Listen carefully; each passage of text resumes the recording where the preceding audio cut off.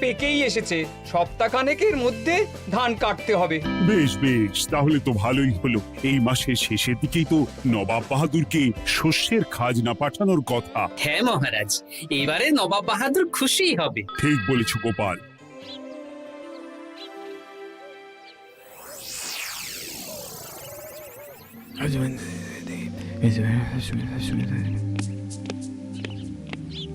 প্রণাম খাম্বাজরাজ। ওই তো কৃষ্ণনগরের মন্ত্রী চলে এসেছে।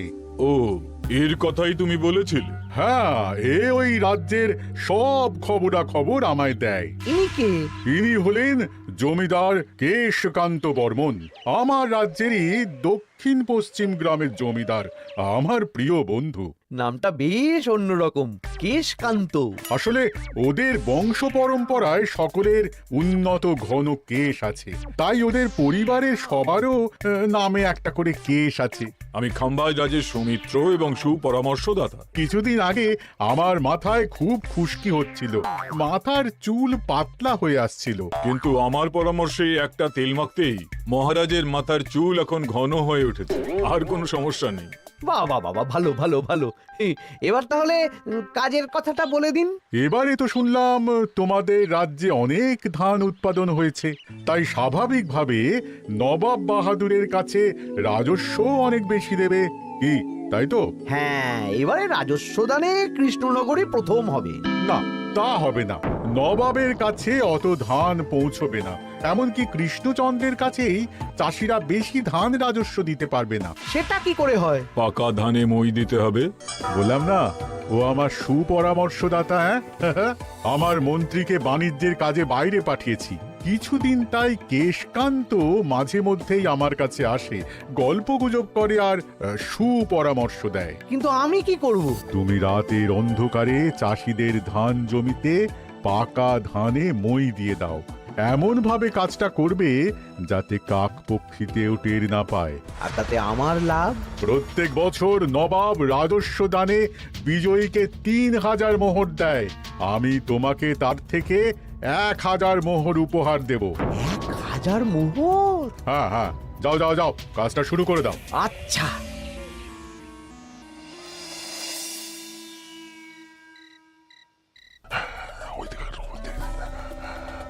তাহলে আর দেরি কেন, মন্ত্রীমশাইয়ের কথা মতো কাজ শুরু কর। হ্যাঁ হ্যাঁ, চল।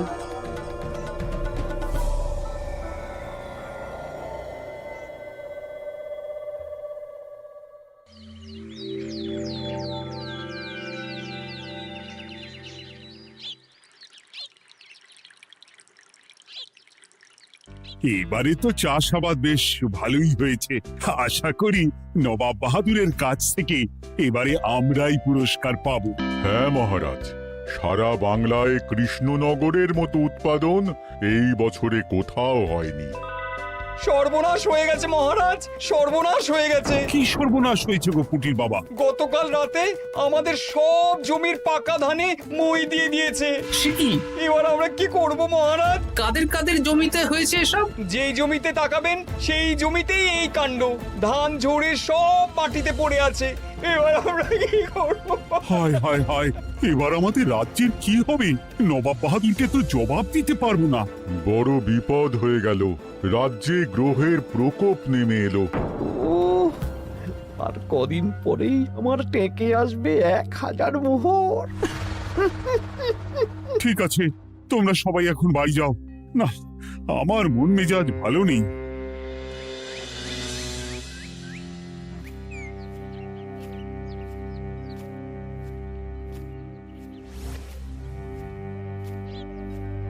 ওগো, তুমি শুনেছো কি হয়েছে? পুঁটির মা হাউ হাউ করে কাঁদছিল গো। হ্যাঁ গিন্নি, পুঁটির বাবা কয়েকজন চাষি ভাইদের নিয়ে রাজসভায় এসেছিল। শুনলাম রাতারাতি কে বা কারা চাষ জমিতে পাকা ধানে মই দিয়েছে। কত বড় সর্বনাশ হয়ে গেল বলো, কি হবে গো? কি যে হবে ভগবান জানে। বলি, তুমি পারলে না পুঁটিদের একটু সাহায্য করো। হ্যাঁ, আমি মনে মনে ভেবেই রেখেছি বুঝলে, এবার বেতন পেলে পুঁটিদের বাড়িতে মাসোহারার জিনিসপত্র দিয়ে আসবো। নবাব বাহাদুরের কাছে মহারাজ খাজনা কিভাবে দেবেন? সেটাই তো বুঝতে পারছি না। আপনি এত চিন্তা করবেন না। রাজবাড়ির ভাড়ার থেকে আপাতত কিছু বস্তা ধান পাঠানোর ব্যবস্থা করুন, তারপর নবাব বাহাদুরের কাছে গিয়ে বলবেন, আস্তে আস্তে সব দিয়ে দেবেন মহারাজ। তাই করতে হবে, তাছাড়া তো আর অন্য কোনো উপায় দেখতে পাচ্ছি না। কিন্তু এবারে আর আমাদের মান রক্ষা হবে না। দেখি 2-1 দিনের মধ্যেই যতটা সম্ভব ভাড়া থেকে ধান পাঠানোর ব্যবস্থা করব।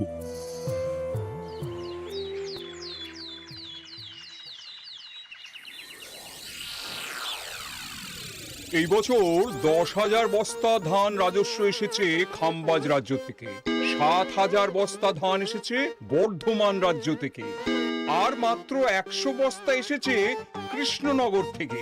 তাই এই বছরের বিজয়ী রাজ্য হচ্ছে খাম্বাজ রাজ্য। খাম্বাজ রাজ্যের রাজার হাতে 3,000 মোহর উপহার হিসেবে তুলে দিচ্ছেন। আর কৃষ্ণচন্দ্র, তোমার রাজ্যের এরকম হাল কেন? এবারে আমাদের সমস্ত রাজ্যের পাকা ধানে কেউ বা কারা মই দিয়ে দিয়েছে। সেসব তোমার মাথা ব্যথা। আমার ধান কোথায়? 100 বস্তা ধান রাজস্ব, কম করে 800 বস্তা ধান রাজস্ব দেওয়ার কথা, কিন্তু তুমি তোমার কথার খেলাপ করেছো। এই বছর আমি নিরুপায় জাহাপানা। আমিও নিরুপায়। হয় তুমি আগামী 1 সপ্তাহের মধ্যে আমাকে 5,000 মোহর দেবে, নইলে কৃষ্ণনগরের সিংহাসন থেকে সরে যাবে। এত বড় শাস্তি দেবেন না নবাব বাহাদুর। আপনি অন্তত মাস 6 সময় দিন, আবার ধান চাষ করিয়ে আপনাকে প্রাপ্য ধান দেওয়া হবে। বেশি কথা বলছো কৃষ্ণচন্দ্র। তুমি 5,000 নয়, 6,000 মোহর 1 সপ্তাহের মধ্যে দেবে। বেটা গোপাল বেশি পাকা, অত কথা বলতে কে বলেছিল? গোপাল, এটা তুমি কি করলে? হায় হায় হায়! সর্বনাশের সময় যখন ঘনিয়ে আসে, তখন বিপদের ওপর বিপদ এভাবেই আসে। আমার পাওনা। আরে এখন না, তোমাকে পাঠিয়ে দেব। ওই দেখুন, খাম্বাজ রাজের সাথে কথা বলছে। এখন বেশি কথা বললে কৃষ্ণচন্দ্র আর গোপাল সন্দেহ করবে। চলুন তো দেখি ওখানে গিয়ে কি কথা বলছে। কি কথা বলছো মন্ত্রী? মন্ত্রী আমায় বিজয় অভিনন্দন জানাচ্ছিল। বিজয় অভিনন্দন তো উপহার পাওয়ার সময় জানাতে পারতেন মন্ত্রী মশাই। যাই হোক, আপনাকে তো ঠিক চিনতে পারছি না। আমার নাম কেশকান্ত, আমি খাম্বাজ রাজ্যের দক্ষিণ পশ্চিম গ্রামের জমিদার। কেশকান্ত আমার বিশেষ বন্ধু। আপনার কেশ নিয়ে বেশ ভাব দেখছি।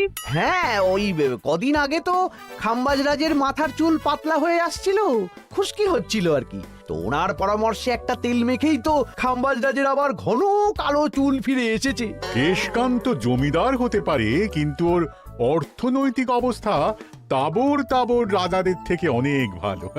কয়েক হাজার বিঘা জমির মালিকও, তার সাথে চুলের তেলের ব্যবসা করেও হাজার হাজার মোহর রোজগার করে।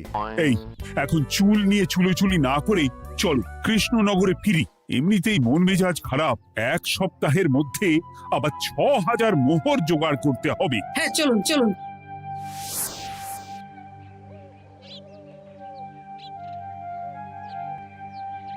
আচ্ছা মন্ত্রীমশাই, আপনি এই কেশকান্ত জমিদারের ব্যাপারে এত কিছু জানলেন কি করে? ওনার সাথে তো আমাদের আজই প্রথম দেখা। হাওয়ায় কত খবরই ভেসে আসে, সেরকম আমার কানেও এসেছিল। এসব বাদ দাও। গোপাল, মন্ত্রী, দুজনেই ভাবনা চিন্তা করো কিভাবে 6,000 মোহর জোগাড় হবে। পাকা ধানে মই পড়লো, এখন আবার এত বড় বোঝা। আমার কাছেও মহারাজ বেশি অর্থ নেই, সব মিলিয়ে মিশিয়ে ওই 150 থেকে 200 মোহর মতো আছে বাড়িতে। যদি বেশি থাকতো আমি আপনাকে নিশ্চয়ই সাহায্য করতাম মহারাজ। তাও করতেন কিনা সন্দেহ। তুমি চুপ করো। মন্ত্রীমশাই ওই লোকটাকে জানলো কি করে? এই লোকটাকে তো আগে দেখারই কথা না। না, ব্যাপারটা নিয়ে ভাবতে হবে। চলুন চলুন।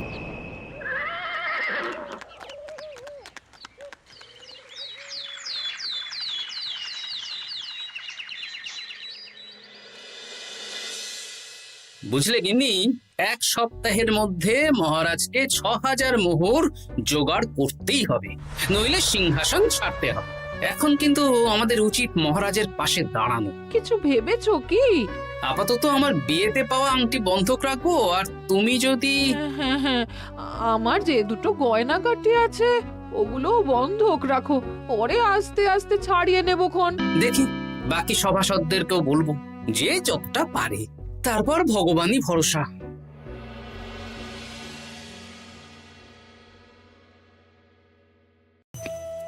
আপনি এত চিন্তা করবেন না মহারাজ। চিন্তা না করে কি আর কোনো উপায় আছে? সিন্ধুকে যা আছে তা দিয়ে 3000 মোহর হয়ে যাবে, কিন্তু তারপর আর কি করব? এবার কি নিরুপায় হয়ে জায়গা জমি বিক্রি করতে হবে? কিছু একটা করতেই হবে। আপনি গোপালকে একবার বলে দেখুন, প্রত্যেকবার যখনই বিপদে পড়েছেন তখন গোপালই আপনাকে বাঁচিয়েছে। দেখি আগামীকাল রাজসভা শুরু হওয়ার আগে গোপালের সাথে ব্যাপারটা নিয়ে আলোচনা করব।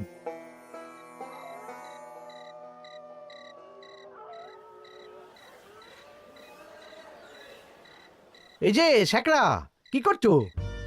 এই তো, বলুন। শোনো, আমার গিন্নির জন্য একটা হীরের হার বানাতে হবে, ওই 1000 মোহরের মধ্যে। 1000 মোহরে তো হীরের নাক, কান, গলা, হাত, পা সব গয়না, এই সব গয়না হয়ে যাবে মন্ত্রী মশাই। তাহলে বানাও, এই নাও 1000 মোহর। ওরে বাবা, মন্ত্রী মশাই 1000 মোহর! এই মন্দার বাজারে এত মোহর কোথায় পেলেন? গতকালই তো বললেন আপনার কাছে 150 থেকে 200টা আছে। সে যেখান থেকেই পাই তাতে তোমার কি? না, আমার কিছু না। শ্যাকরা, আমি কয়েকটা গয়না বন্ধক রাখবো। দেখি কি আছে। এই সব মিলিয়ে এতে আমি 15 মোহর দিতে পারবো। বেশ, তাই দাও। আমি আমি ধীরে ধীরে শোধ করে গয়নাগুলো ছাড়িয়ে নেব। হ্যাঁ, মন্ত্রীর ব্যবহারগুলো বেশ সন্দেহজনক লাগছে। দেখি, গুপ্তচরকে কাজে লাগাতে হবে। মন্ত্রীর পিছনে ছায়ার মতো লেলিয়ে দিতে হবে।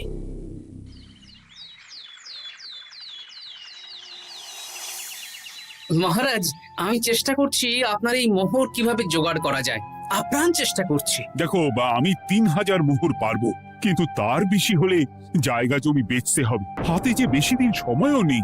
আচ্ছা মহারাজ, দেখছি।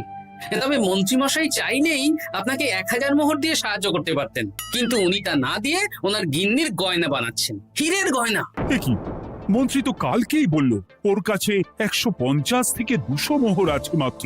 1000 মোহর কোথা থেকে পেল? সে উনিই জানেন। তবে তার খবর খুব তাড়াতাড়ি আশা করি পেয়ে যাব মহারাজ।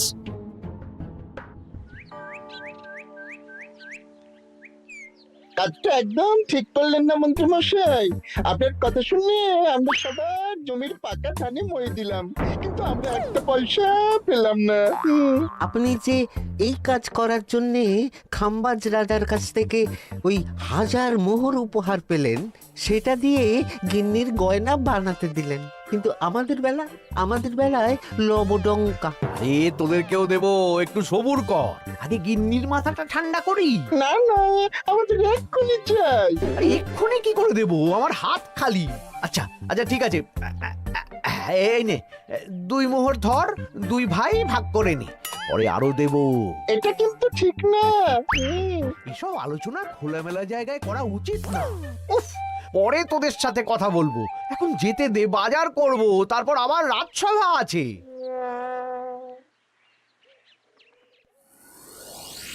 আচ্ছা, এই ব্যাপারটা মহারাজকে আর গোপাল দাদাকে জানাতে হবে।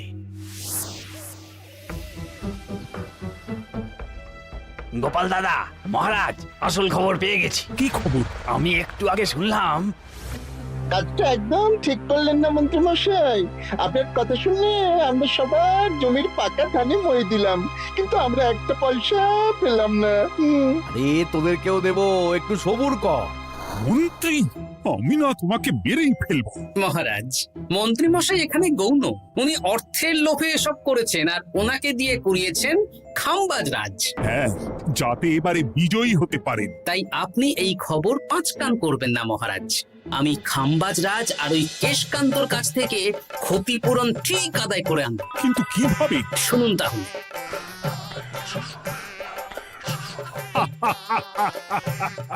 দারুণ বুদ্ধি। তাহলে এখন আসি মহারাজ, কাউকে কিচ্ছু বলার দরকার নেই। আপনি শুধু আগামীকাল সন্ধেবেলা খাম্বাজ রাজের দরবারে চলে আসুন, পারলে নবাব বাহাদুরকেও সঙ্গে করে নিয়ে আসুন। হ্যাঁ।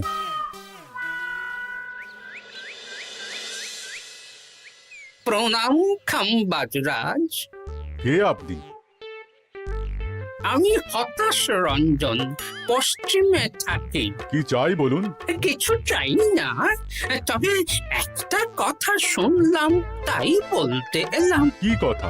আমি শুনলাম মহারাজ আপনার মাথার চুলগুলো সব নকল।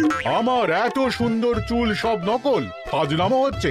আমি যদি প্রমাণ করে দিই আপনার চুল নকল, তাহলে কি? তাহলে আপনি আমাকে 100 মোহর দেবেন, আর প্রমাণ না করতে পারলে আমি আপনাকে 100 মোহর দেব। বেশ, দেখো, এক্ষুনি দেখো, আমারই তো 100 মোহর লাভ হবে। এখন না, এখন না, আজ সন্ধে বেলায়। বেশ বেশ, তখনই এসো। এবারে জমিদার কেশকান্তর বাড়ি যেতে হবে।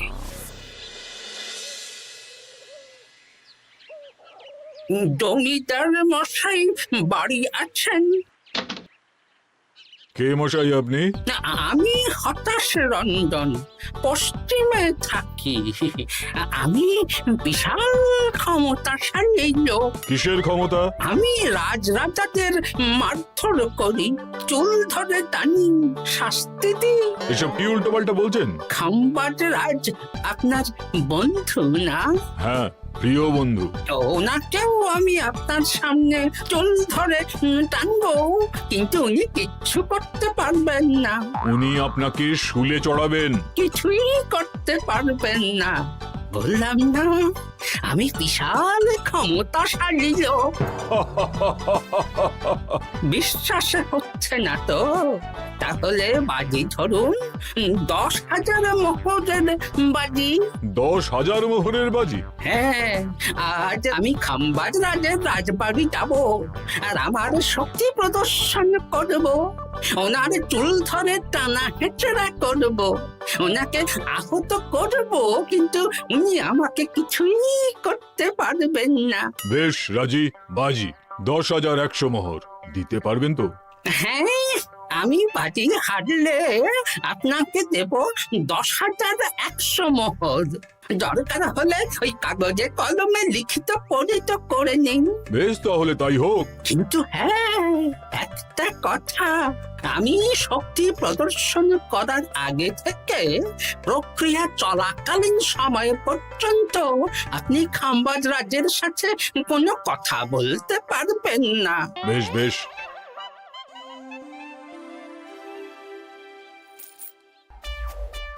তাহলে শুরু করি। শুরু করো। এবার আমি প্রমাণ করেই ছাড়বো।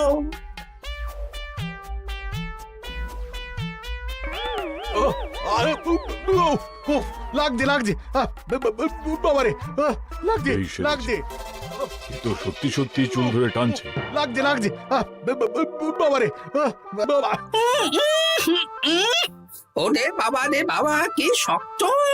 এ কি, খাম্বাজরাজ কিছুই তো বলছেন না। তাহলে কি আমি হেরে গেলাম? না না খাম্বাজ রাজ, আমার ধারণা ভুল, যা শুনেছি তাও ভুল। এবার বিশ্বাস হলো তো? দাও দাও, এবারে 100 মোহর দাও। দিন কেশকান্ত মশাই, আমাকে 10,100 মোহর দিন। এ কি, ও তোমাকে 10,100 মোহর কেন দেবে? ওনার সাথেও তো বাজি ধরেছিলাম। কি বাজি? আপনার এখান থেকে বেরিয়ে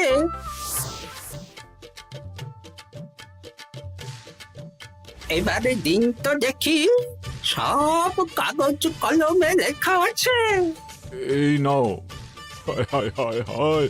সাবাস গোপাল, সাবাস, তুমি আমার মুখ রক্ষা করেছো। গোপাল, কৃষ্ণচন্দ্র, নবাব বাহাদুর, আপনারা? হ্যাঁ, আমি গোপাল। এটা ছাড়া আর কোনো উপায় ছিল না খাম্বাজরাজ। আপনি আমাদের মন্ত্রীর মাথা খেয়ে যে জঘন্য কাজটা করিয়েছেন, সেটা তো আর প্রমাণ করতে পারতাম না। তাই ছলে বলে কৌশলে আপনার প্রিয় বন্ধুর কাছ থেকে আদায় করে নিলাম। হ্যাঁ নয়, হ্যাঁ।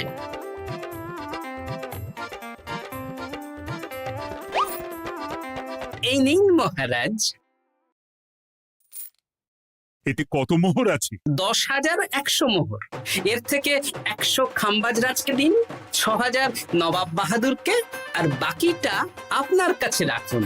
এত ধান নষ্ট হলো। কৃষ্ণচন্দ্র আমাকে সবটা বলেছে, আর ওর মন্ত্রীকেও নিয়ে এসেছি। ধোলাই খেয়েই সব বলে দিয়েছে। এই কে আছো? কৃষ্ণনগরে মন্ত্রীকে নিয়ে এসো।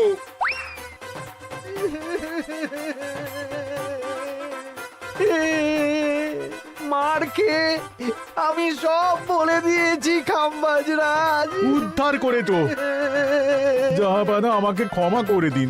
এর কোনো ক্ষমা নেই। তোমাকে আমি কারাগারে বন্দি করব। হায় হায় হায়